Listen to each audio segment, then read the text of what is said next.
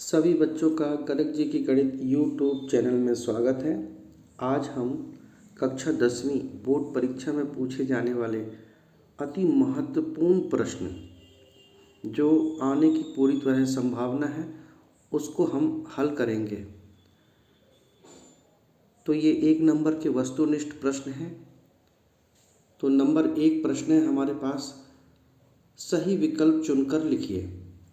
12, 15, 21 का एलसीएम लघुत्तम समापवर्तक होगा 420। क्या होगा?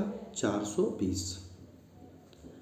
96 और 404 का एचसीएफ अर्थात महत्तम समापवर्तक होगा। क्या होगा? 4। प्रश्न है अगला, किसी वास्तविक संख्या का निरपेक्ष मान सदैव होता है। निरपेक्ष मान अर्थात जिसमें हम मॉड लगाते हैं, एब्सोल्यूट वैल्यू, वो होती है धनात्मक संख्या। 4 और 7 का महत्तम समापवर्तक क्या होगा? जब ऐसी स्थिति आती है तो इसका महत्तम समापवर्तक सदैव 1 होता है। 1 बहुपद x की घात 2 ऋण 3 के शून्यक होंगे। ये अति महत्वपूर्ण प्रश्न है। ये हल में भी आ सकता है 3 नंबर या 2 नंबर के प्रश्न में। तब इसका उत्तर होगा वर्गमूल के अंदर धन ऋण वर्गमूल के अंदर 3। अगला प्रश्न है,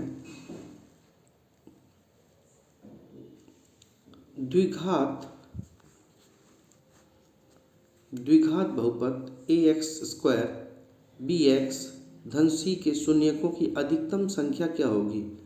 जिसकी घात होती है, जितनी अधिकतम घात होगी उतने ही शून्यक होंगे। तो इसके शून्यकों की संख्या अधिकतम घात 2 है, तो यह शून्यक कितने होंगे? 2 होंगे। यदि द्विघात बहुपद ax की घात 2 धन bx धन c के शून्यक अल्फा और बीटा हो तो अल्फा इंटू बीटा का मान क्या होगा? ये बहुत महत्वपूर्ण प्रश्न है। IMP, वेरी IMP, इसे आप याद कर लें। तो हम जानते हैं कि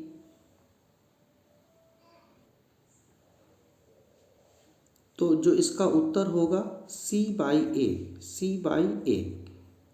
अल्फा प्लस बीटा का होता है -B/A। 2x की घात 3 धन 3x की घात 2 धन 4x के 5 धन 5 के शून्यकों की अधिकतम संख्या होगी। देखिए, शून्यकों की अधिकतम संख्या, जो घात अधिकतम होती है वही उसकी शून्यकों की संख्या होती है, तो उसकी शून्यकों की संख्या 3 होगी। अगला प्रश्न है, समीकरण निकाय x धन 2y धन 5 बराबर 0 ऋण 3x ऋण 6y धन 1 बराबर 0 का हल होगा। तो जरा देखिए, इसमें ये दिया है, इसके बटे हम जानते हैं कोई, इसका जो होगा कोई हल नहीं होगा, कोई हल नहीं होगा।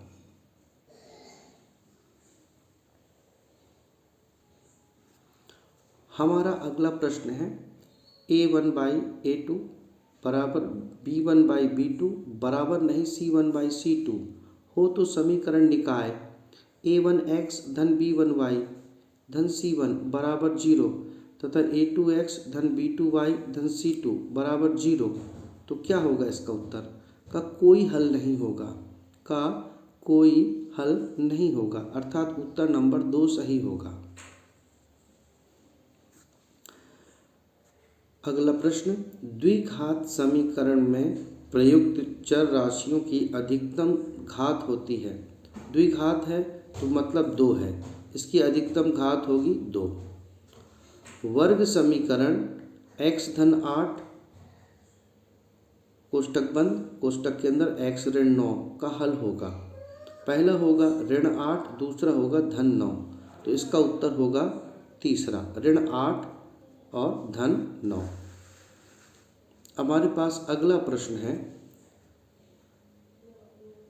द्विघात समीकरण x की घात 2 ऋण 4x धन 4 बराबर 0 के विविक्त कर का मान होगा। विविक्त कर मतलब d बराबर b² - 4ac।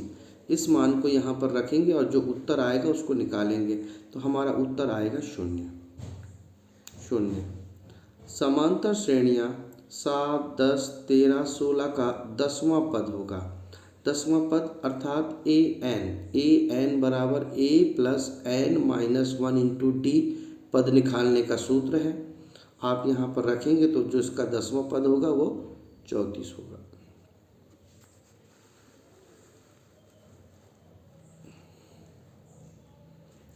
समरूपता के लिए आवश्यक प्रतिबंध होता है।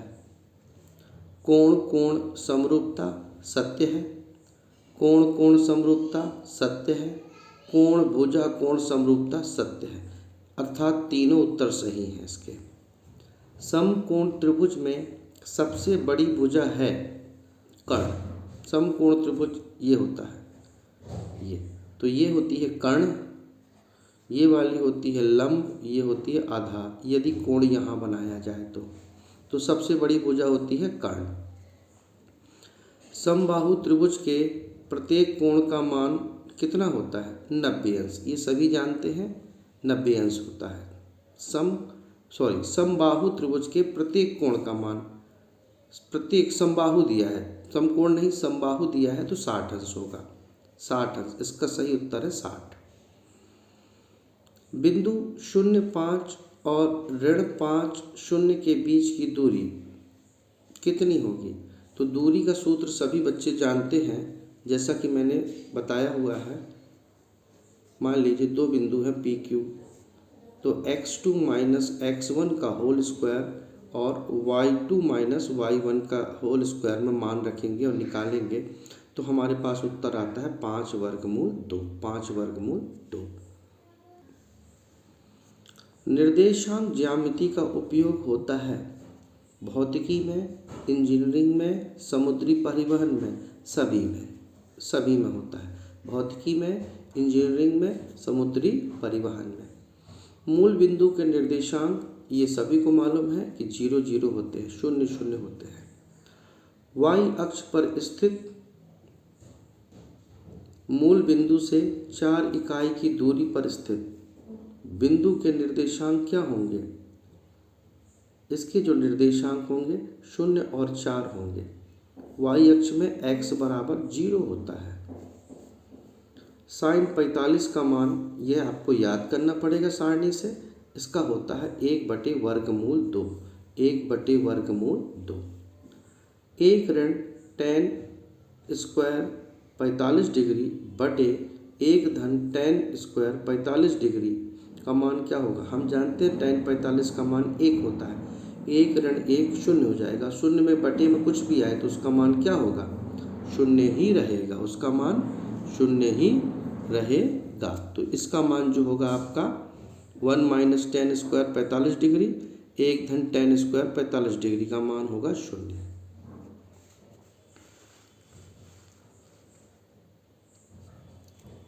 अगला प्रश्न है, एक सीधे खंभे की छाया उसकी ऊंचाई की वर्गमूल 3 गुनी हो तो सूर्य का उन्नयन कोण क्या होगा? तब सूर्य का उन्नयन कोण होगा 30 अंश, tan 30 अंश। एक मीनार से 100 मीटर दूर स्थित बिंदु पर मीनार का उन्नयन कोण 60 अंश है तो मीनार की ऊंचाई कितनी होगी? मीनार की ऊंचाई होगी 100 वर्गमूल 3। 100 वर्गमूल 3। 100 वर्गमूल 3।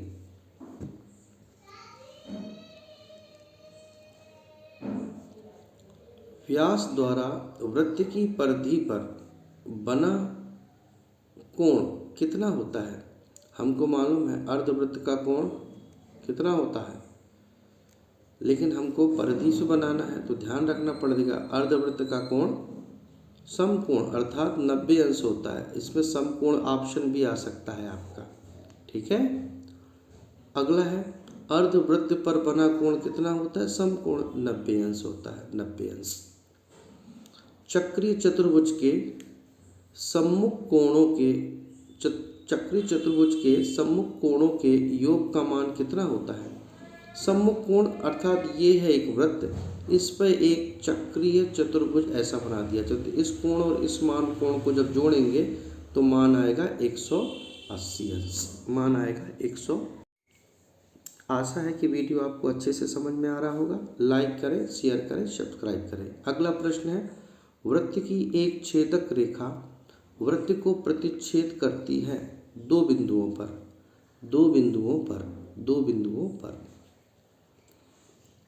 किसी बाह्य बिंदु से वृत्त पर खींची गई स्पर्श रेखाएं लंब होती हैं, परस्पर क्या होती हैं? समान होती हैं। ध्यान रखिए, किसी बाह्य बिंदु से वृत्त पर खींची गई स्पर्श रेखाएं परस्पर होती हैं समान। क्यों? क्योंकि ये चित्र देखिए और ये बिंदु है, ये और ये, इसकी दूरी क्या होगी? बराबर होगी। अगला प्रश्न है हमारे पास, वृत्त का चाप, वृत्त की त्रिज्या और चाप द्वारा केंद्र पर बने कोण में क्या संबंध है? चाप बराबर होता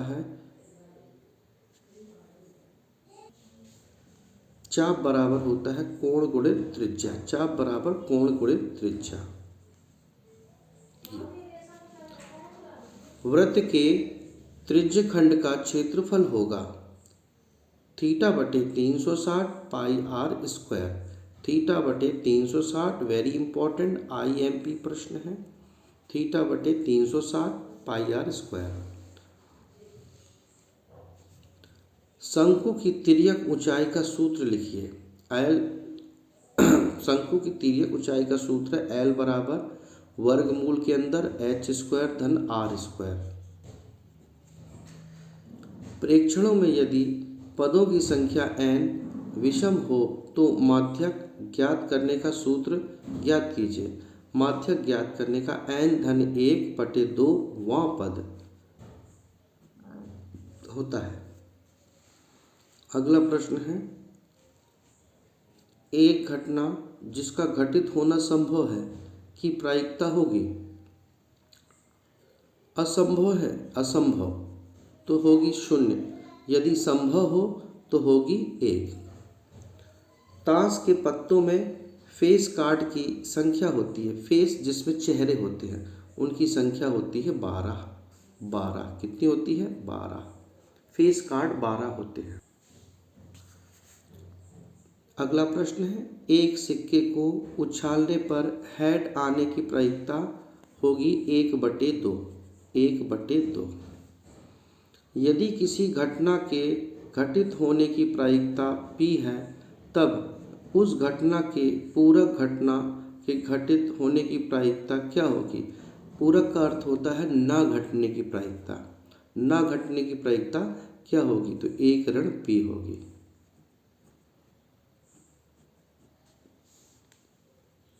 आपको ये वीडियो पसंद आया होगा। वीडियो को लाइक कीजिए, शेयर कीजिए, सब्सक्राइब कीजिए, उन सभी तक पहुंचाइए जिनको इनकी आवश्यकता है।